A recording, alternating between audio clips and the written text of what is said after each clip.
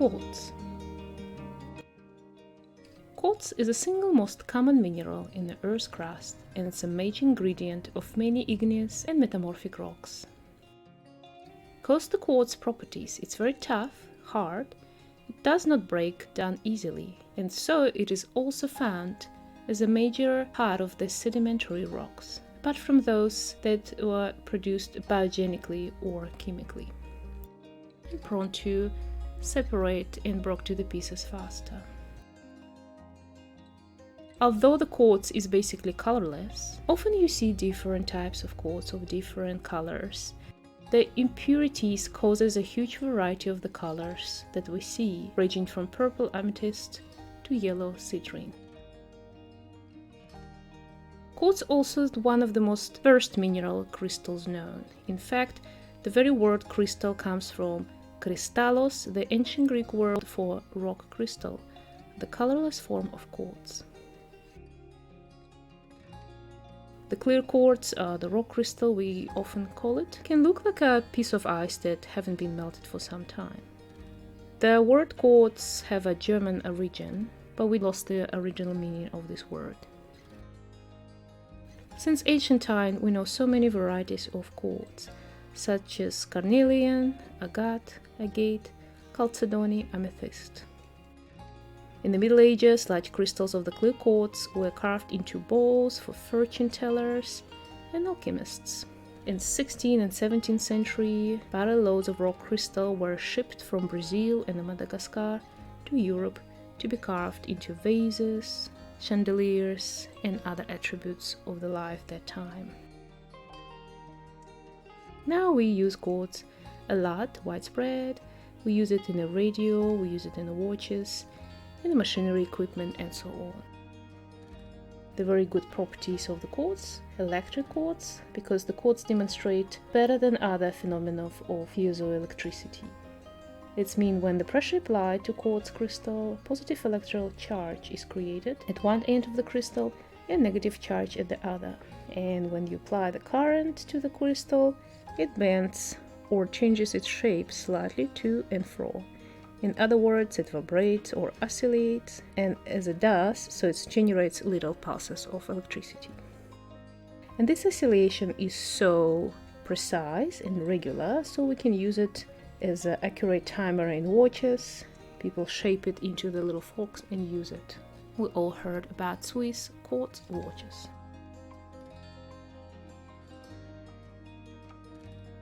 Let's look at some properties. The quartz have a trigonal crystal system, have a different crystal habits. There could be hexagonal prism ending and six-sided pyramid ending, and different shapes.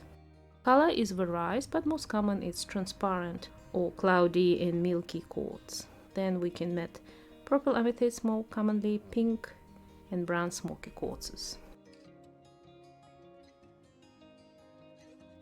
It's hardness 7, so it's one of the hardest minerals there, and you can find it around different countries around the world.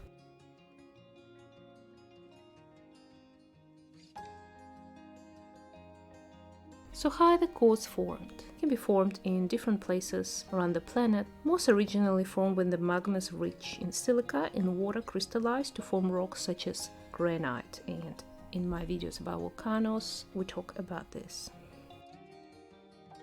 Large quartz crystals form in pegmatites, but these are typically whitish in color because they contain fluid-filled cavities. When these igneous rocks are broken down by weathering, the toughest of the quartz grains ensures they survive and they form the basis of the sedimentary rocks. So next time you're going on a beach, especially it's something more sandy, brighter color beaches, take a piece of the sand and look on it under the lens or microscope and count how many pieces of quartz you can find there. Usually they look like pieces of glass. They have conchoidal fracture patterns, and there'll be indication that this is the quartz. And they're mostly transparent or have a milky kind of sandy color. And because of that, this pure quartz within the sand, which been sorted out by the time during the formation of sedimentary rocks, due to wind and water erosion, this sand mostly used in the glass making. But when we think about the quartz pieces, we think about these large, beautiful, amazing collectible pieces you can find on the market sometimes. And they're mostly formed in the crusts, high thermal veins, and in the geodes in the sandstone. And indeed, the quartz is the dominant mineral in the most mineral veins. One of the famous places to find quartz is the Swiss Alps. And there's a famous place, Crystal Caves. And there are literally hundreds of different varieties in names on quartz.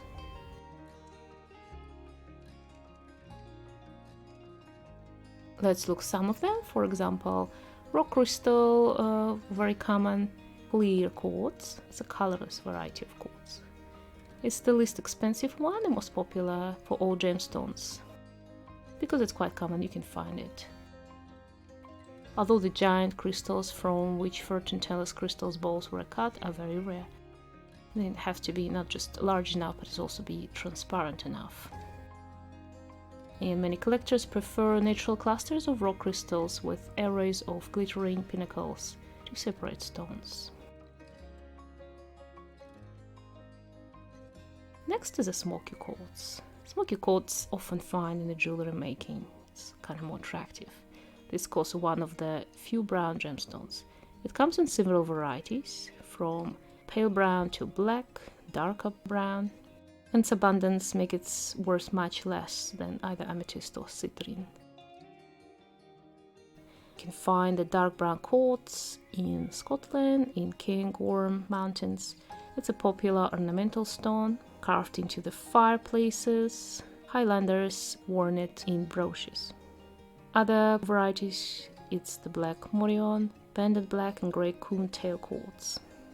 Dark color comes from exposure to natural radiation deep underground, and many pale quartzes cheaper quartzes could be artificially made into smoky quartz by exposure to radiation. So when you buy some crystals or jewelry made from quartz, just make sure you know the origin of those stones. Often it's not just they've been modified somehow, colored those stones, but they also could be just be plastic. If these artificially colored stones are heated, they will turn pale again, so that's how you can check if your jewelry is real or not. Let's talk about citrine. It's the semi-precious yellow, orange or brown variety of quartz. And as I know from the jewelry making, it's quite rare and many people want to have something made from this citrine. And the name comes from the word citrus, the Latin for lemon, and the yellow color comes from tiny particles of iron oxide suspended within.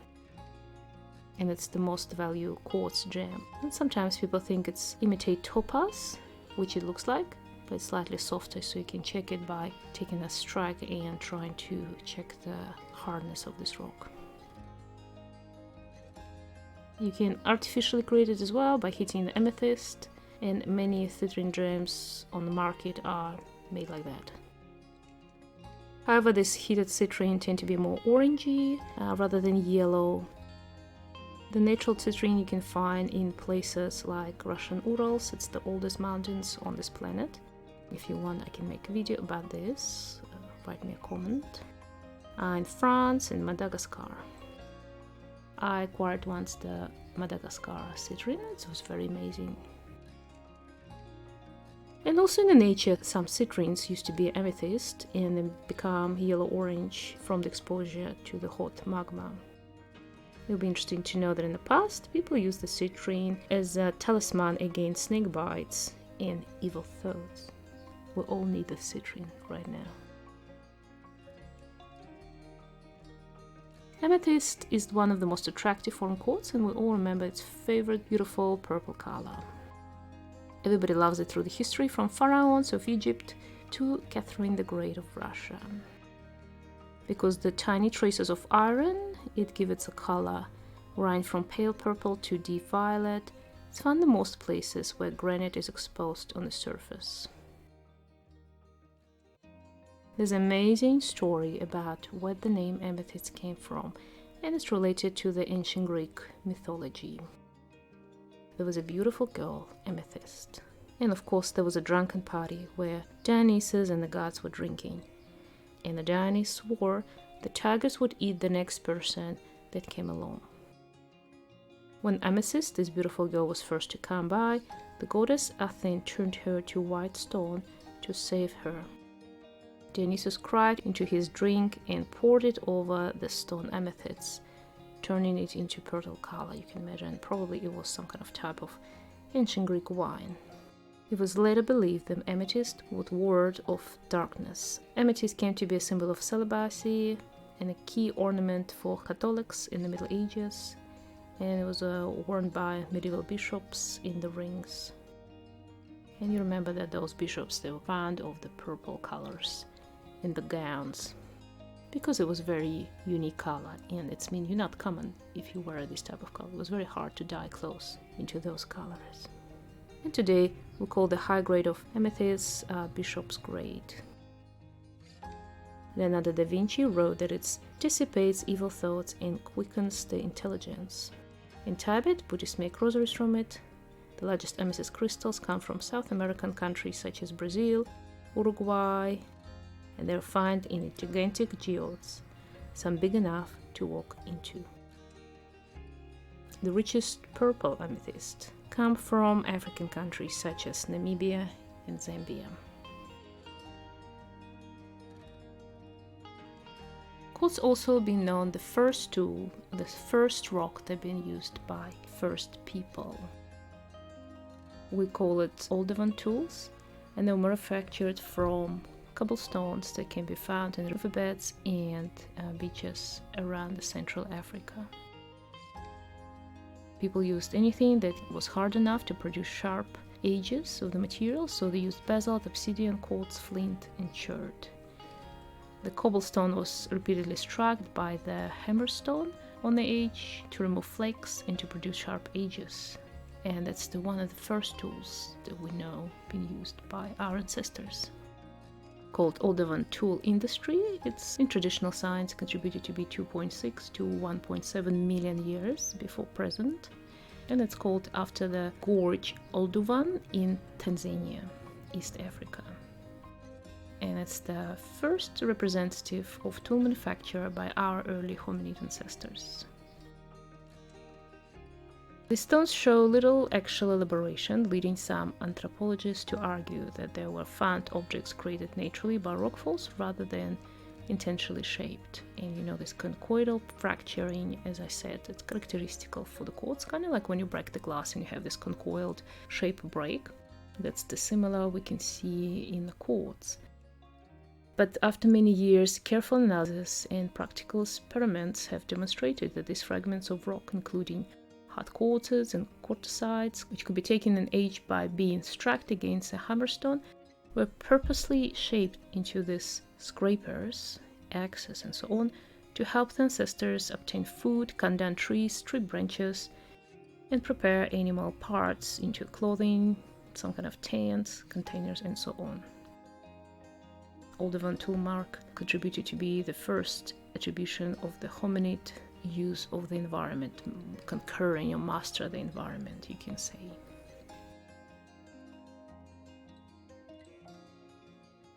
But from the more recent history, we can talk about the Swiss clock.